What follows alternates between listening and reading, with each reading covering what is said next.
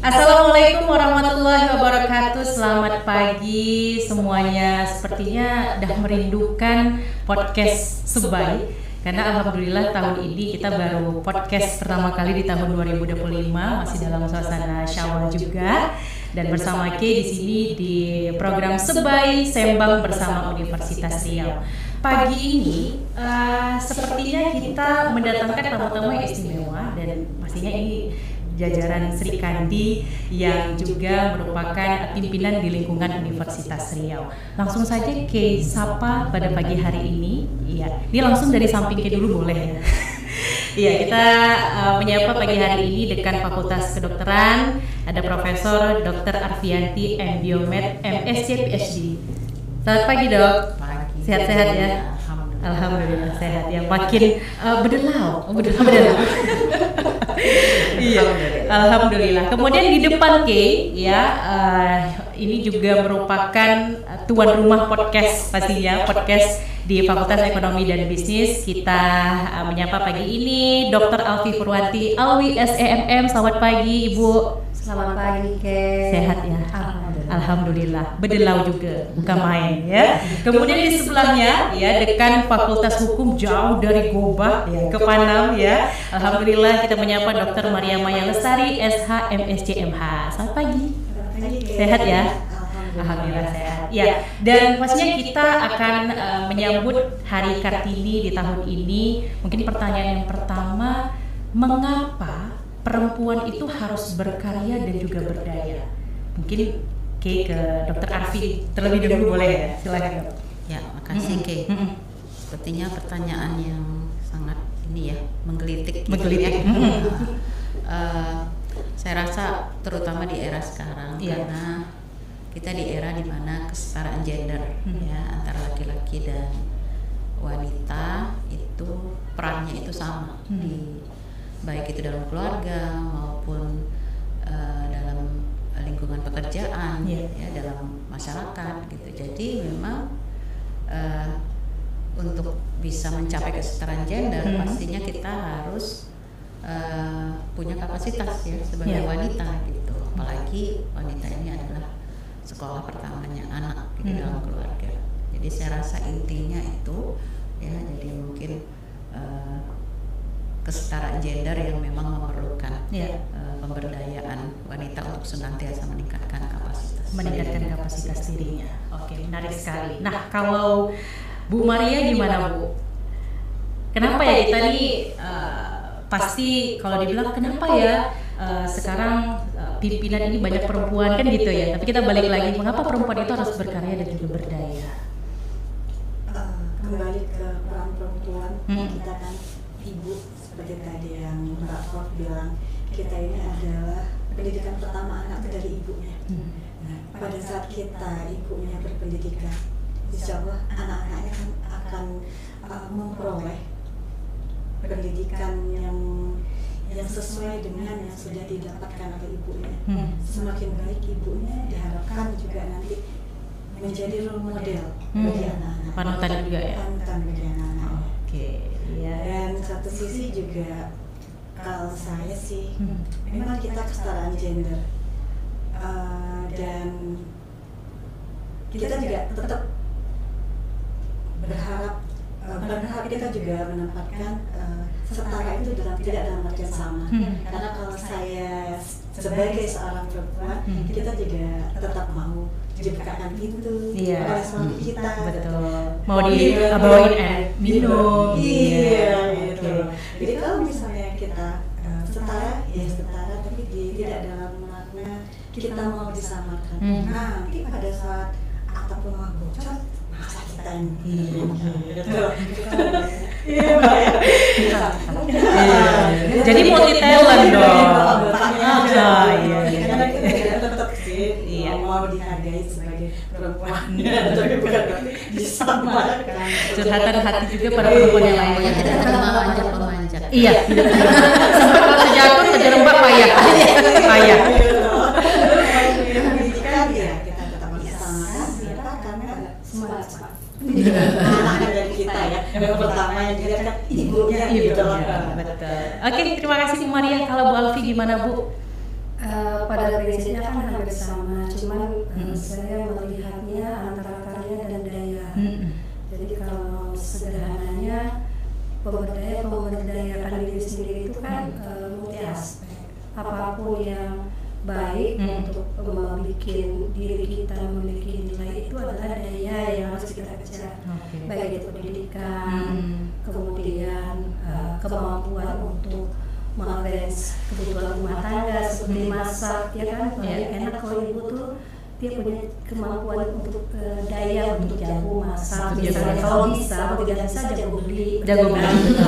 Kemudian dipanasin di rumah. Tapi daya itu kan bisa berasal dari diri kita sendiri atau kita memberikan daya yang kita kelola untuk dapat menyelesaikan tugas kita. Dan kemudian karya tentu hasil dari daya yang diupayakan. Jadi kalau saya sederhananya memang memberdayakan diri sendiri sebagai perempuan itu penting, karena kita akan dihargai kalau kita memang memiliki daya yang baik itu dalam pergaulan sehari-hari, apalagi pekerjaan kan. Nah, karya itu saja adalah satu tujuan yang harus kita raih dan kita upayakan sesuai dengan apa yang menjadi tanggung jawab kita saat ini. Kalau kita sebagai rumah tangga, karya kita tentu adalah membantu mendidik anak-anak ataupun hal-hal lain yang menurut saya itu merupakan sesuatu yang menjadi capaian karya. Di pekerjaan juga begitu kan ya Bu, ibu dengan semua ya. Kita diwajibkan untuk A, B, C, tentu karya itu yang menjadi tujuan utama kita dalam tanggung jawab misalnya di pekerjaan. Gitu. Iya, menarik. Ini tadi Ki juga mendengar bahwa menjadi perempuan yang berdaya dan berkarya itu dia punya potensi sendiri, dia punya berdaya juga, punya daya potensi yang juga punya, tapi tidak tertutup kemungkinan tidak semua perempuan-perempuan yang dia itu kita tidak mendiskreditkan bahwa menjadi ibu rumah tangga itu bukan pekerjaan, itu malah pekerjaan yang mulia. Pekerjaan yang mulia, betul. Tapi dia setelah menjadi ibu rumah tangga, dia merasa insecure. Padahal dia sebenarnya harus berdaya. Itu gimana, Bu? Tanggapan. Maksudnya fully di rumah, gitu ya. Saya rasa salah sekali ya. Kalau menurut saya pekerjaan full time sebagai ibu rumah tangga itu sangat-sangat berat menurut saya. Karena di satu sisi dia punya tanggung jawab ya tadi sekolah pertama bagi anak dan manajemen rumah tangga ya. Jadi seorang ibu itu perlu punya ilmu psikologi anak, pasti punya ilmu keuangan, budgeting, financing, ya kan? Jadi secara otodidak gitu ya. Lebih multitasking menurut saya, ya multitalenta dibandingkan mungkin profesi yang lain gitu ya kan. Misalnya jadi seorang yang mau kerjaan kantor atau apa. Tapi kalau ibu ini dia harus mampu tadi melihat bagaimana perkembangan anak, punya ilmu kesehatan juga. Ya. Jadi saya rasa jangan pernah merasa bahwa menjadi ibu rumah tangga itu profesi yang underestimate dibandingkan profesi yang lain. Gitu. Buat ibu-ibu di sana yang sangat hebat gitu ya. Thank you Dok.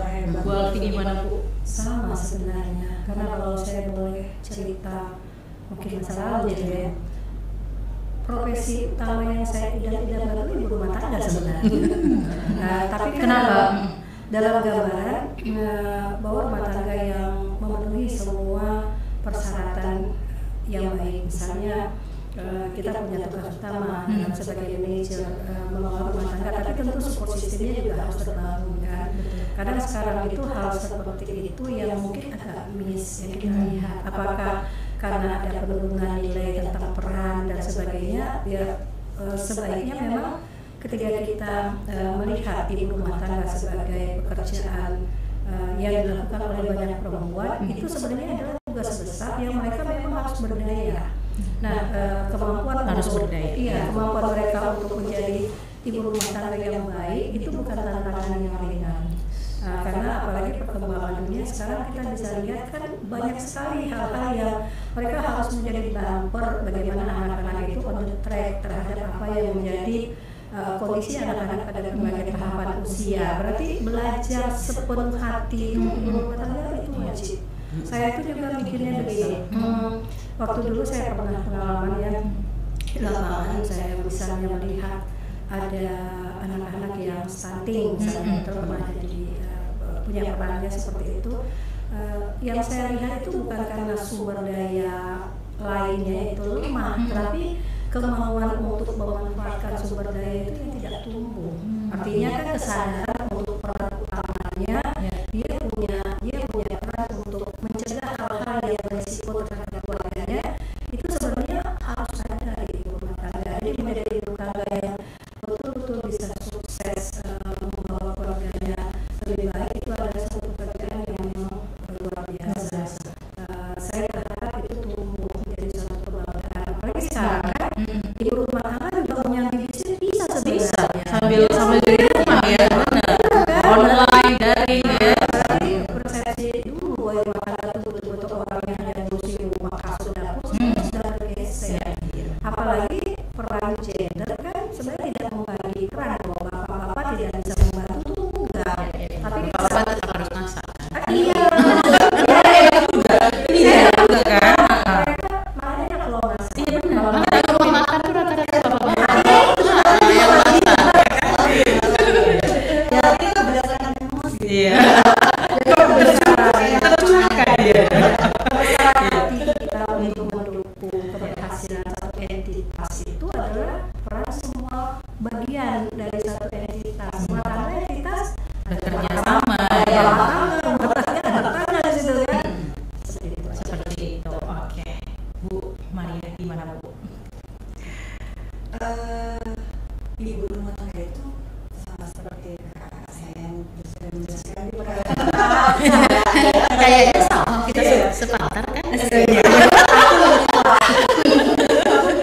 Itu ada sesuatu yang hebat. Kenapa? Karena kalau kayak kita yang bekerja, kita punya batasan masuk 7.30 pulang jam 4. Kalau Jadi mereka ibu ya. jadi ibu 25 jam. 25 jam.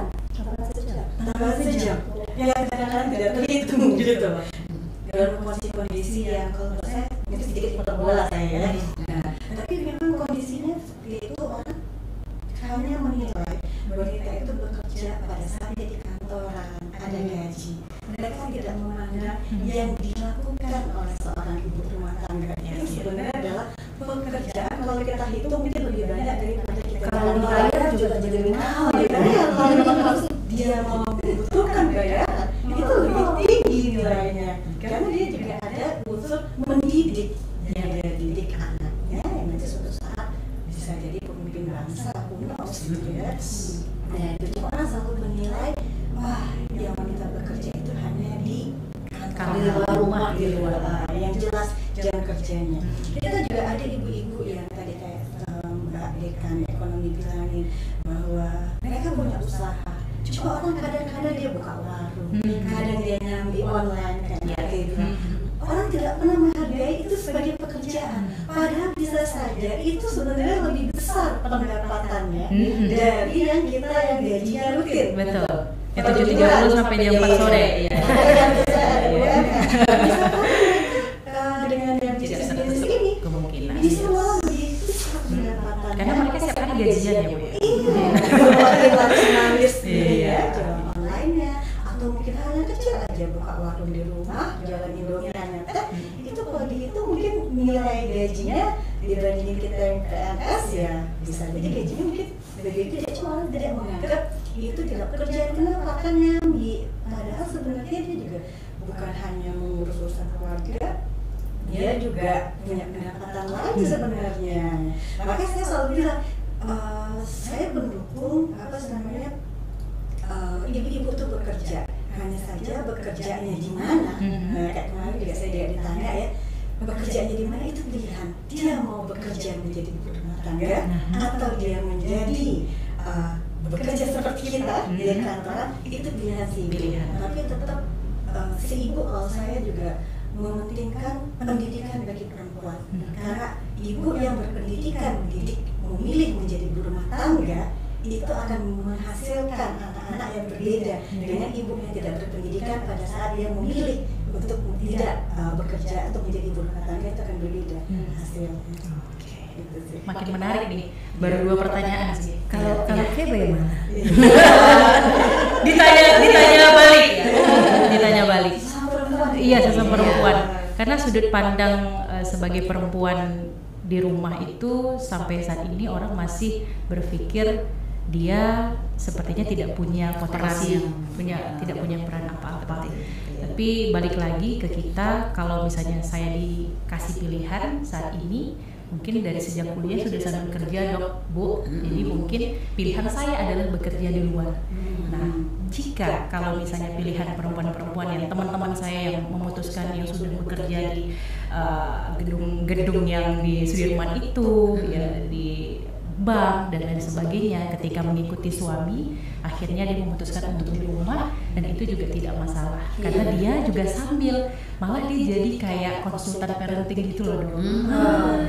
Di media sosial dimanfaatkannya. Jadi semua pilihan tidak ada yang salah. Yang penting dikerjakan dengan sungguh-sungguh. Yes. Dan memberilah itu dia. Oke, kita balik lagi. Nah, ini kita sudah mengundang dekan ya dari Fakultas Kedokteran, Hukum, dan juga Fakultas Ekonomi dan Bisnis. Saya mau tanya ini, apa ya capaian ibu sebagai dekan saat ini? Mungkin boleh ke Bu Maria dulu. Oke.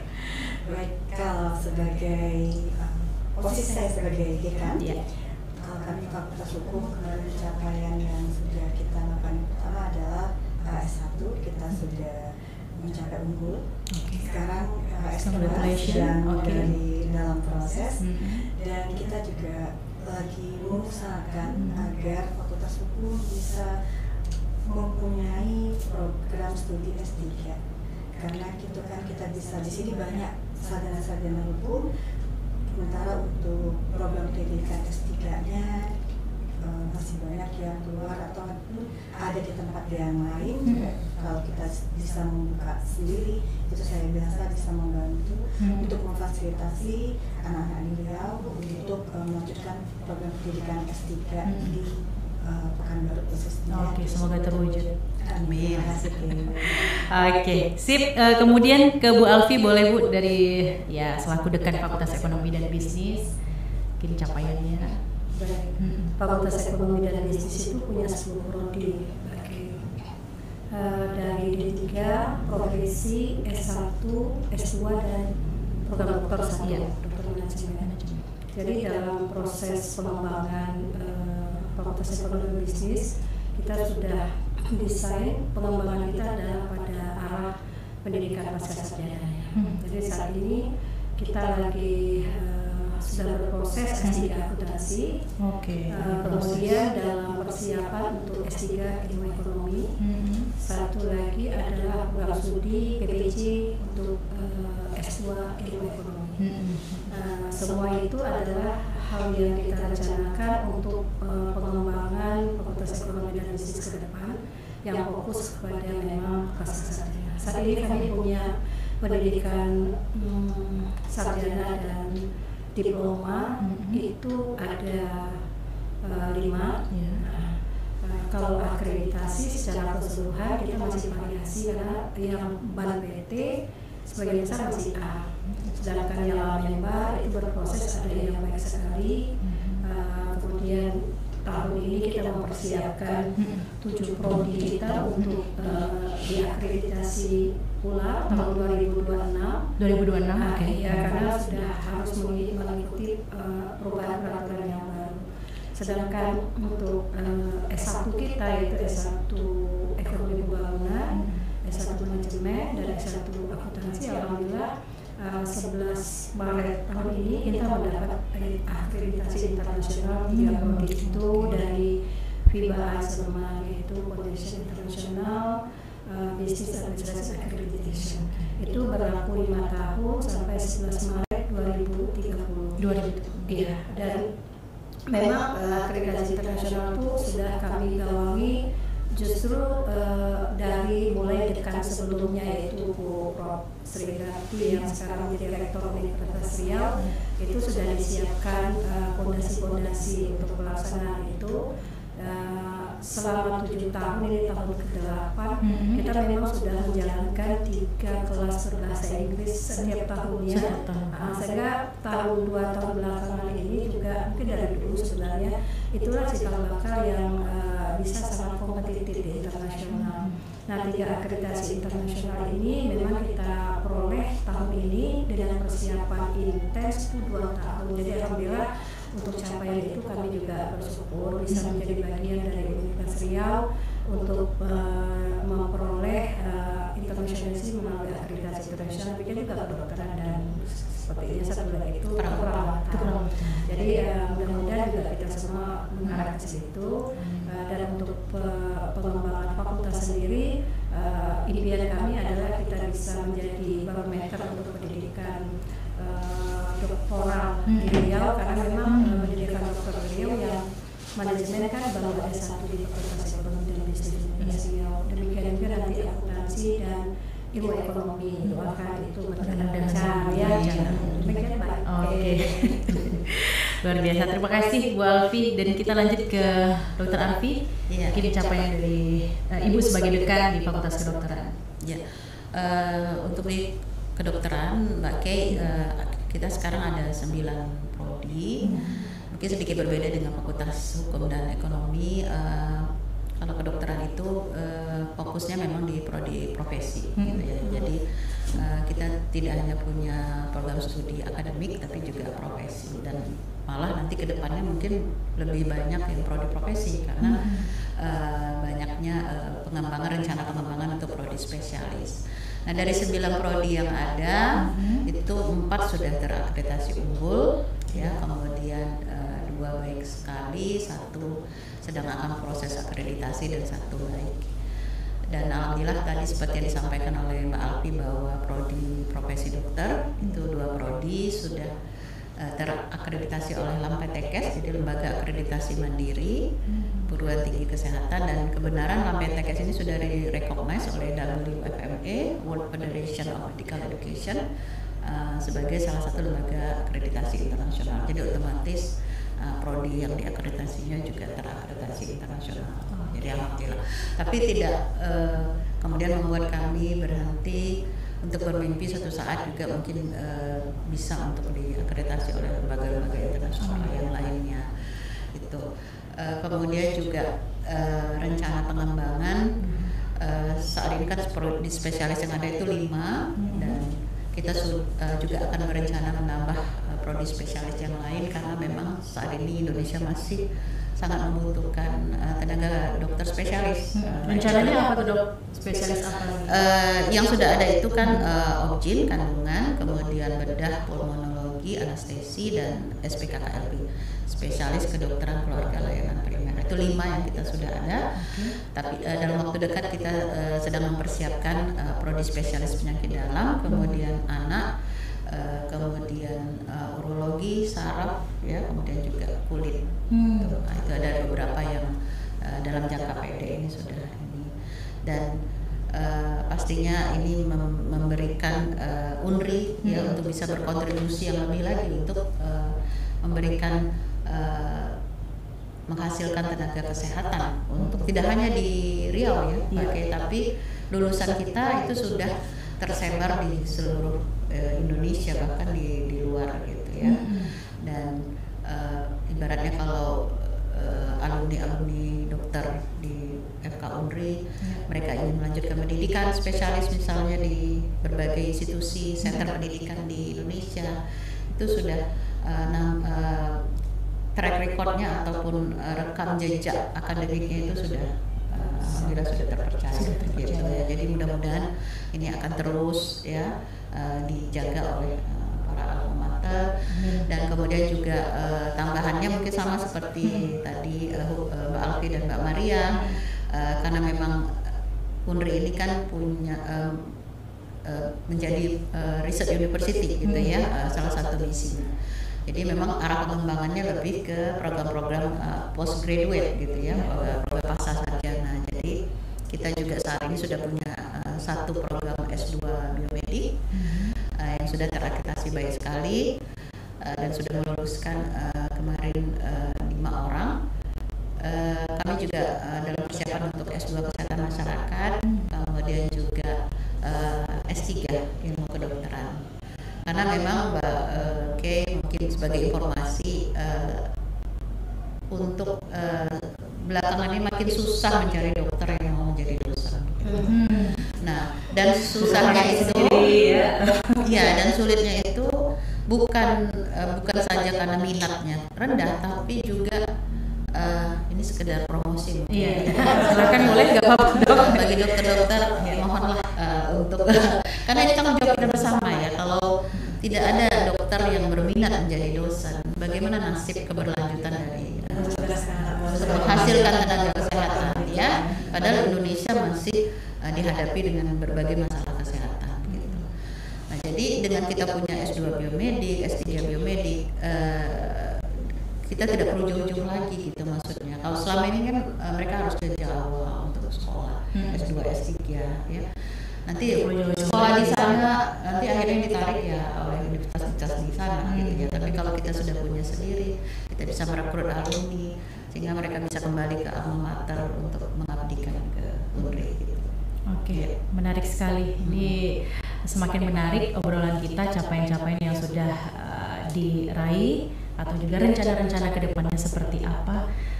Mungkin sebelum kita melanjutkan ke pertanyaan berikutnya, ibu-ibu apakah menyangka saat ini sudah duduk menjadi dekan, apakah ini impian yang mungkin terbersit dari lisan dan maupun dalam hati atau seperti apa? Mungkin Bu Alfi dulu, boleh Bu? Baik.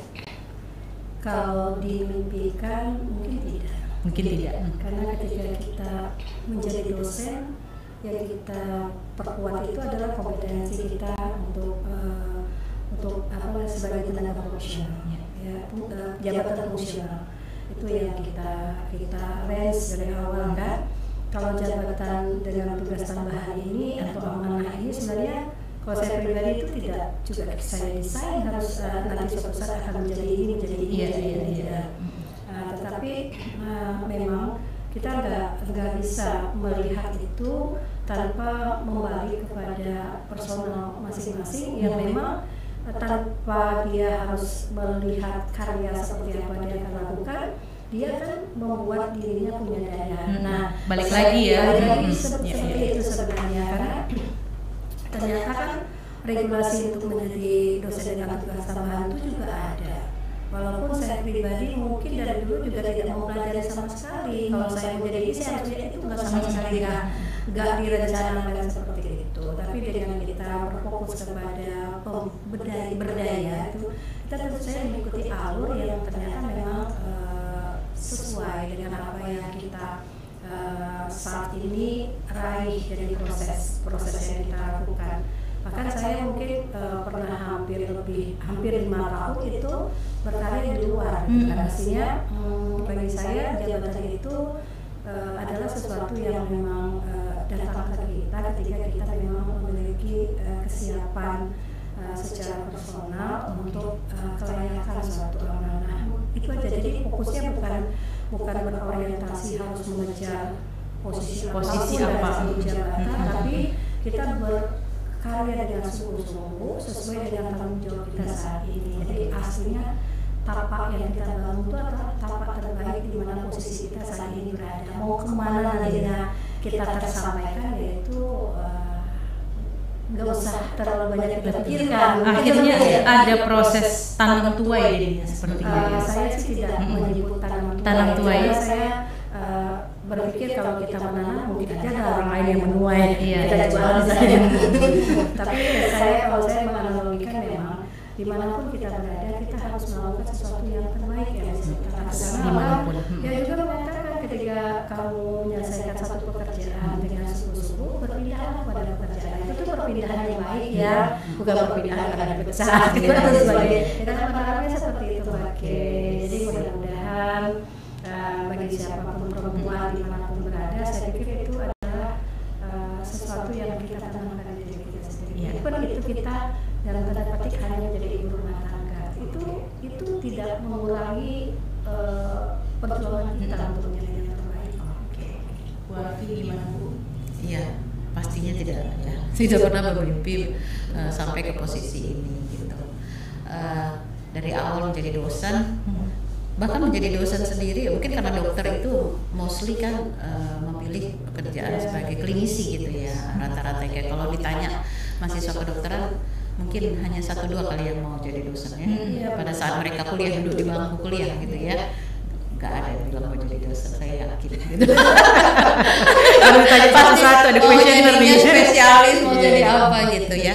Tapi begitu kita berkecimpung di sini, ternyata ya kita baru menyadari bahwa betapa besarnya sebenarnya peran seorang dokter yang juga jadi dosen. Jadi dokter aja sudah luar biasa ininya, istilahnya apa ya? Tanggung jawabnya. Bukan tanggung jawab, pengabdiannya gitu ya, menjadi dokter. Apalagi dokter yang dosen gitu, yang double menghasilkan dokter-dokter yang nantinya dokter itu akan mengabdi, mudah-mudahan membawa ilmu yang bermanfaat gitu ya. Jadi kan seperti sedekah jariah ya, dosen-dosen ini kan punya sedekah jariah. Jadi itu yang memberi semangat kita sebenarnya menjadi dosen ini, menjalani hari demi hari gitu ya. Bahwa suatu saat kita ketemu dengan yang kita luluskan dan mereka sudah jadi menempatkan posisi dimanapun atau bahkan mengobati kita pada saat kita sakit gitu. Nah itu tidak ya, kepuasan yang luar biasa menurut saya. Nah begitu saya sampai di posisi ini, mungkin kalau flashback ya awalnya mungkin tidak ada kepercayaan diri mungkin ya. Tapi saya memang waktu itu ada yang menyampaikan kalau misalnya ada panggilan dan kemudian kita tidak memenuhi panggilan itu padahal kita mampu gitu. Nah itu satu saat nanti ke depannya kalau kita ditanya gitu ya, kenapa kamu tidak mengambil peran untuk kemajuan institusi gitu. Nah itu yang jangan sampai jadi penyesalan gitu. Jadi tertanam tertanam pikiran. Kalau misalnya kita dianggap mampu dan kita punya kesempatan, ya kita harus menunjukkan yang semaksimal mungkin. Jadi mudah-mudahan apa yang sudah kita jalani ini memang benar-benar memajukan Unri secara keseluruhan. Oke. Semuanya pada tidak berpikir bahwa akan mencari posisi sebagai dekan kan begitu. Nah kalau Bu Maria gimana Bu? Benar sekali Mbak. Sama seperti yang tadi disampaikan oleh Mbak Dokter dan juga Mbak Afi bahwa saya juga nggak pernah kepikiran mau jadi dekan gitu, sama sekali saya nggak kepikiran karena dulu dengan jiwa muda saya, sekarang tuh saya merasa saya muda gitu. Kan kata dokter sekarang jiwa saya muda, umur itu usia boleh ini ya, tapi jiwa tetap betul. Umur hanya angka, sepakat. Dengan jadi dosen, sebenarnya saya mau jadi dosen. Saya senang ke lapangan dengan bidang saya sekarang, saya bisa menghasilkan tulisan dan itu seperti buat saya waktu itu sudah cukup.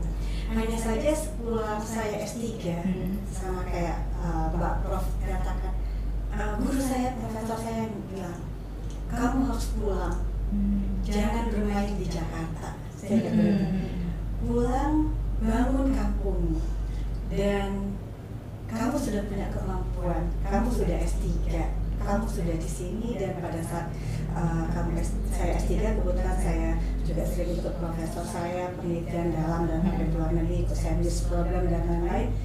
Apa yang kamu dapat pada saat kamu di luar negeri ikutan sandwich, pada saat kamu ikut saya penelitian, kamu pulang ke kampungmu harus ada satu masa dalam hidupmu untuk mengabdi. Karena kalau sekarang pun kamu bilang, udah saya sudah ini untuk universitas saya, belum katanya, itu untuk dirimu. Tapi belum cukup. Kamu harus ada masa dengan kemampuan kamu sekarang, dengan waktu kamu sekarang untuk kamu mengabdi. Nah, jadi buat saya, jadi kebetulan ada kesempatan jadi dekan, gitu, ambil. Karena jangan sampai nanti kamu dimintakan pertanggungjawaban atas ilmu. Kamu punya kemampuan, kamu punya ilmu, tapi kamu tidak melakukan apa-apa. Ada sesuatu yang kamu bisa. Nah, itu yang membuat ada kesempatan kita pilih ini kita dan akhirnya diberi amanah ini. Nah, makanya kita menjalankannya sebaik mungkin. Karena ini dekan ini bukan hanya sekedar wah jadi dekan nih, bukan sekedar itu, tapi di sana ada pekerjaan besar, ada tugas besar dan capaian apa yang mau kita beri. Gitu. Inilah kesempatan untuk memberi, gitu, untuk menjadi memberi, melayani, mengajari. Nah, karena kita sebagai dengan adanya kita kesempatan menjadi dekan, sebenarnya itu kita juga melatih diri kita bagaimana jadi pimpinan dan juga melatih diri kita untuk menjadi contoh. Karena kita selalu dibilangin waktu kecil-kecil, guru kecil berdiri, muridnya kecil berlari. Tetapi kita hanya tahu dalam artian kata. Nah, makna sama perbuatannya itu sebenarnya ini pujian buat saya sendiri. Jadi jabatan ini bukannya sesuatu yang menyenangkan, tapi buat saya sendiri kata-kata itu kan nanti gimana nih kalau saya sendiri tidak memberikan contoh yang itu dia. Sebenarnya apakah ini merupakan sesuatu yang luar biasa atau sesuatu itu mungkin luar biasa ya, ada kesempatan dari setiap orang, kita diberi kesempatan untuk menjadi dekan, jadi suatu kesempatan gimana supaya kesempatan itu kita jadikan ladang ibadah dan juga untuk menyampaikan ilmu yang mungkin tidak ada di buku. Nah, itu yang kalau ini yang perjalanan saya kenapa sampai di sini itu juga memang ada peran dari guru-guru yang menyatakan harus ada di dalam satu masa kita untuk full mengabdi. Makanya saya selama jadi dekan juga banyak lapangan lagi, banyak ini karena memang mau fokus untuk memberikan yang terbaik. Kita kan cuma bisa usaha gitu. Walaupun mungkin di antara itu ada plus minus, ya itulah kekurangan kita sebagai manusia, tapi kita berusaha untuk sebaik mungkin. Semua pencapaian yang sudah diraih pastinya oleh para ibu-ibu pasti tidak terlepas dengan manajemen waktu.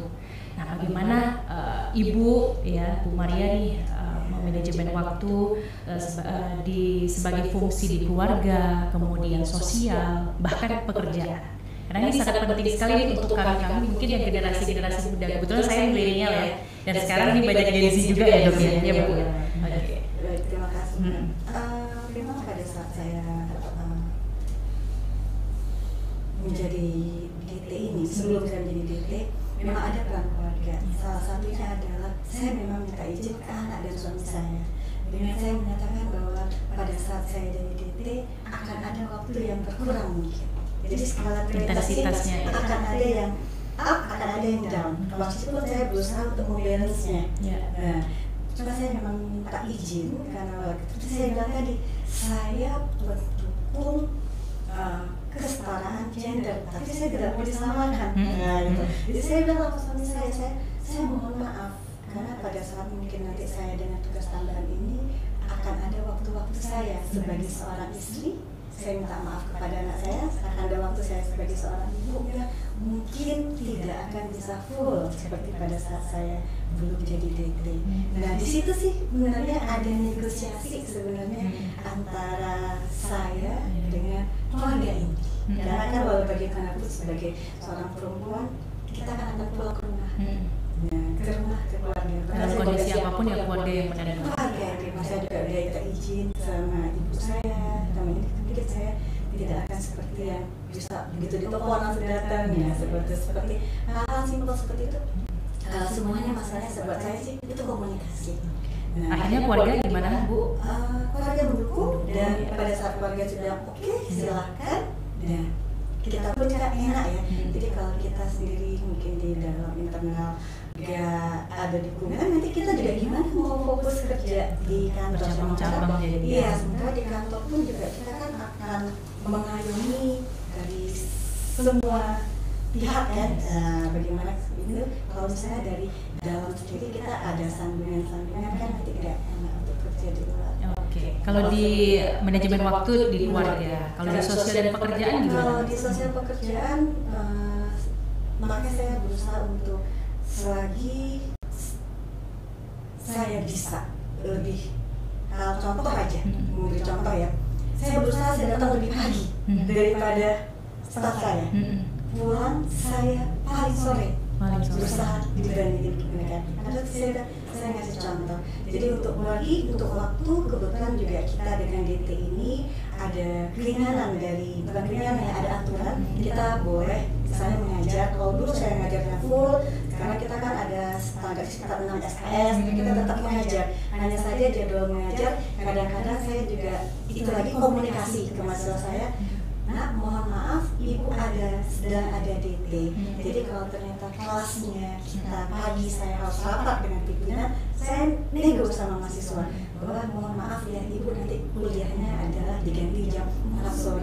Nah, itu intinya komunikasi memang sama ke mahasiswa. Karena buat saya masalah itu sebenarnya bisa diselesaikan asal kita komunikasi dan kita tidak melalaikan pekerjaan. Kita mau mengerjakan tapi waktunya yang kita atur. Nah, itu salah satu kalau dengan mahasiswa memang sejak saya ada DT ada beberapa kelas kadang-kadang kita ya tiba-tiba rapat, bikin bapak juga. Nah, misalnya ada itu juga kita tidak memahami kan dari Jakarta kadang-kadang mereka mendapat instruksinya kan terus tiba-tiba mendadak dipanggil dekan. Nah, itu saya ngajar. Di situ cara saya komunikasi dengan mahasiswa, mohon maaf jangan ngatur waktunya, mohon maaf kita geser waktunya. Ibu tetap ngajar, karena tanggung jawab saya sebagai dosen adalah mengajar, hanya saja waktunya dinegosiasikan dengan mahasiswa. Intinya adalah komunikasi. Gimana Bu Alfi? Ya, manajemen waktu ini Bu? Hampir sama sih seperti Mbak Maria ya, tapi mungkin saya ingin menekankan bahwa kita harus punya balance life juga, healthy life lah ya. Dan kesadaran bahwa kedua peran itu sama-sama pentingnya. Peran kita sebagai dekan atau dosen dan peran kita di dalam keluarga gitu. Dan saya rasa kalau ditanya sama kita semua apakah kita sudah puas dengan manajemen waktu kita, pasti enggak ya. Semuanya pasti merasa masih terus harus belajar gitu ya dengan mengatur bagaimana. Tapi kalau sepanjang kita sadar bahwa kedua itu sama-sama pentingnya dan sama-sama prioritas. Iya, sama prioritas sehingga kita bisa mencoba, meskipun memang bekerja di Indonesia ini rada-rada susah gitu.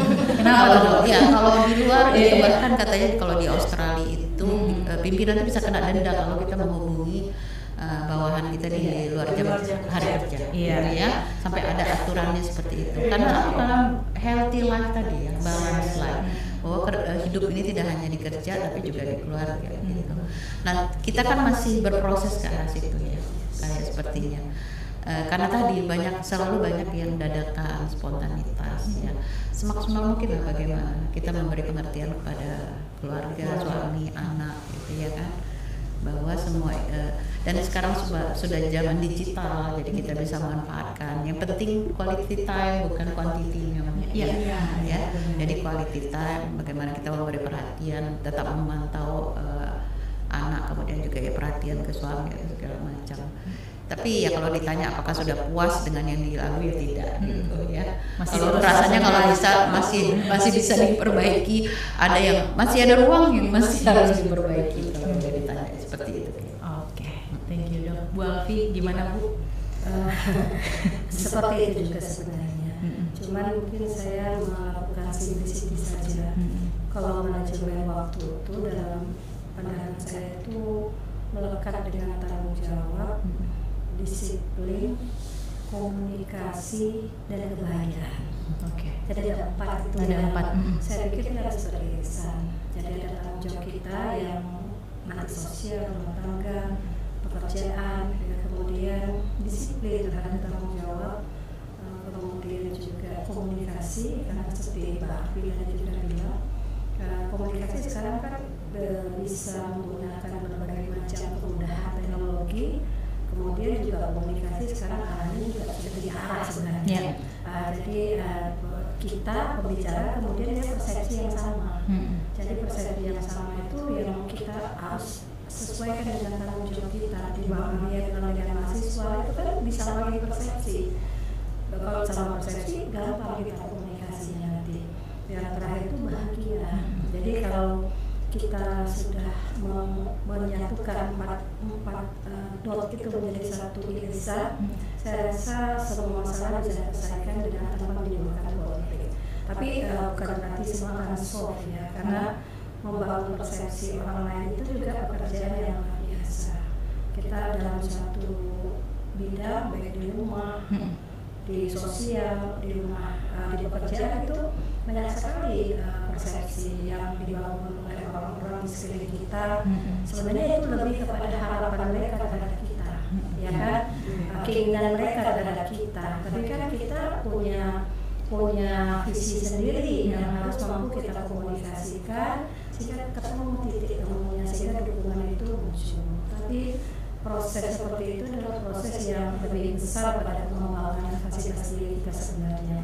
Kalau tanggung jawab itu akan melebar kalau kita mampu. Jadi ketika kita punya kapasitas domestik lebih bagus, mungkin Allah tidak kasih aktivitas di luar itu. Dan bagi saya itu tanggung jawab yang memang secara harfiah Allah manahkan pada kita. Karena kan kita semua tidak punya fungsi yang sama di dunia yang luar biasa. Bukan berarti satu fungsi mengalahkan fungsi lain, tapi harmonisasi fungsi itu sebenarnya saling menghargai. Jadi kalaupun saya bertemu dengan orang-orang yang mungkin pekerjaannya tidak seperti kita, ya hanya mungkin bagian kecil dari suatu organisasi yang ada, bagi saya dia pasti punya kelebihan yang dia juga kita perlu belajar, ya kan. Jadi menghargai dan merefleksikan diri kita itu dengan setara itu juga penting. Jadi manajemen waktu itu simpelnya adalah posisinya ada pada diri kita sendiri, balik lagi ke kita. Iya, betul seperti itu. Tapi harus kita bikin kita bahagia. Jangan pagi-pagi kita udah lama di rumah. Padahal sebenarnya kenapa kita harus marah? Kita harus bangun lebih pagi kalau kita mau menyelesaikan lebih banyak. Karena kita juga ada. Itulah Tanggung jawab, kemudian disiplin, komunikasi, bahagia, healthy life. Oke, tidak terasa kita kayaknya sudah mau di penghujung ini, ibu-ibu. Mungkin pertanyaannya dalam rangka peringatan Hari Kartini, ya tentunya di 21 April nantinya di hari Senin, mungkin apa yang mau disampaikan, pesan-pesan mungkin yang mau disampaikan sebagai seorang perempuan yang tentunya ini bisa menjadi contoh untuk kami, panutan, role model, khususnya ini untuk di lingkungan Universitas Rio. Mungkin ke dokter boleh. Ya, kalau menurut saya perempuan yang hebat itu bukan yang perempuan yang tanpa rintangan, ya, tapi yang dia terus berupaya memanfaatkan segala daya upaya ya untuk terus melangkah, ya, meskipun banyak halangan, terus meningkatkan kapasitas diri dia, baik tidak hanya dalam kapasitas sebagai seorang pekerja, tapi juga di dalam keluarga, ya, saya rasa. Jadi buatlah momen Hari Kartini ini untuk sebagai suatu semangat ya untuk terus meningkatkan kapasitas diri. Meningkatkan kapasitas. Oke. Ibu Maria, mungkin ada yang disampaikan? Sebagai seorang dosen, apa yang saya menyampaikan kepada semua anak-anak mahasiswa, anak-anak di luar sana, dan juga semua perempuan-perempuan hebat di Indonesia ini, teruslah belajar, karena guru pertama bagi anak itu adalah ibunya. Jadilah ibu yang berpendidikan. Jadilah ibu yang berpendidikan. Amin. Terima kasih Bu Maria. Kemudian Bu Alfi. Kalau diminta kata-kata mutiara sendiri sebenarnya tantangan besar buat saya, karena kan dia harus merefleksikan apa yang sudah saya kerjakan dan visi apa yang saya inginkan supaya dia menjadi konsisten bagi diri saya terutama. Kalau saya cuma berharap sebagai perempuan, kita memang harus mengutamakan keikhlasan terhadap semua amanah yang Allah berikan kepada kita saat ini, baik itu amanah jabatan, amanah rumah tangga, apapun itu. Jadi kita harus ikhlas, tapi yang paling penting adalah kita terus melakukan suatu proses yang memiliki nilai-nilai terbaik dalam memenuhi tanggung jawab kita. Nah, jadi apapun posisi kita capai, jangan melakukan proses yang tidak bertanggung jawab atau tidak memiliki nilai yang baik untuk diri kita sendiri. Gitu. Oke, terima kasih Bu Alfi. Luar biasa sekali perbincangan kita pada hari ini, yang pastinya kita alhamdulillah kita belajar tentang keikhlasan ya, kita belajar ya mungkin tadi pesan dari Bu Maria bahwasannya jadilah ibu yang berpendidikan ya. Kemudian Dr. Afi juga menyampaikan ya perempuan yang hebat itu bukan tidak ada rintangan ya, malah banyak sekali rintangan-rintangan yang tentunya dihadapkan oleh dia, dan kita yakin percaya mungkin apa yang sudah diberikan kepada kita karena Tuhan tahu, Allah tahu bahwa kita mampu, bahwa kita mampu. Ibu mudah-mudahan sehat-sehat terus. Terima kasih Kay. Sehat-sehat terus. Amin. Insyaallah. Terima kasih sudah memenuhi undangan kami pastinya di podcast yang tentunya di Fakultas Ekonomi dan Bisnis. Terima kasih Bu Dekan sangat memberikan tempatnya ya. Sangat indah Bu. Iya, terima kasih, dan tentunya yang mau menonton ya, ini dalam rangka peringatan Hari Kartini bersama 3 Serikandi yang luar biasa hebat menjadi panutan kita ya, menjadi role model untuk kita ya. Ada yang pertama, terima kasih kepada Dr. Alfi Purwanti Alwi SEMM Dekan Fakultas Ekonomi dan Bisnis, kemudian Dekan Fakultas Kedokteran Profesor Dr. Arfianti MBiomed MSc PhD, kemudian juga Dekan Fakultas Hukum Dr. Maria Maya Lestari SH MSc MH. Semoga kebaikan-kebaikan apa yang sudah ibu-ibu lakukan ini menjadi amal jariah untuk ibu-ibu semuanya, dan terima kasih pada semuanya. Jangan lupa nonton YouTube di Humas Universitas Riau edisi Hari Kartini. Jangan lupa untuk like, komen, dan juga subscribe. Mungkin yang terakhir bisa follow Instagram masing-masing Bu Dekan, boleh kali ya? Iya, boleh ya. Bu Arfi dulu untuk meningkatkan followers. Iya, itu penting sekali. Evi. Nah, itu kadang-kadang saya lupa kalau di Instagram saya. Sepertinya Evi Arfianti. Evi-nya Eko Victor India. Oke, Evi Arfianti. Oke, jangan lupa follow Instagram dari Dekan Fakultas Kedokteran kita @evi ya, Evi Victoria ya. Oke, Victor Evi Arfianti. Kemudian Dekan FEB boleh. Kalau ini nggak perlu ditanya di mana followersnya. Iya, tapi tetap apa Bu? Alfi Alfa 5 Victoria India _ Oke. Alfa 5 Whiskey Eko. Apa nama Bu? Alwi. Oke, jangan lupa di follow Instagram Alfi_Alwi. ALWIE. Betul. Oke. Kemudian yang terakhir Dekan Fakultas Hukum. Saya jangan apa. Tapi kan ada second account gitu ya. Enggak ya, enggak. Oke. MM Lestari. Iya. Sejak ini saya udah baru dibuat juga. Karena kemarin saya sangat ini tertutup ya terhadap ini, cuma sekarang sesuai dengan perkembangan zaman. Kayaknya menuntut kita ya. Oke, jangan lupa ya follow Instagram Dekan Fakultas Hukum @MM Lestari ya. Jadi jangan lupa adik-adik semuanya ya, seluruh mahasiswa yang pastinya menonton nanti di YouTube Humas Universitas Riau, jangan lupa follow, dan jangan lupa juga untuk like, comment, dan subscribe di YouTube Humas Universitas Riau. Terima kasih, Kay pamit. Selamat Hari Kartini untuk seluruh perempuan-perempuan hebat di seluruh Indonesia. Assalamualaikum warahmatullahi wabarakatuh.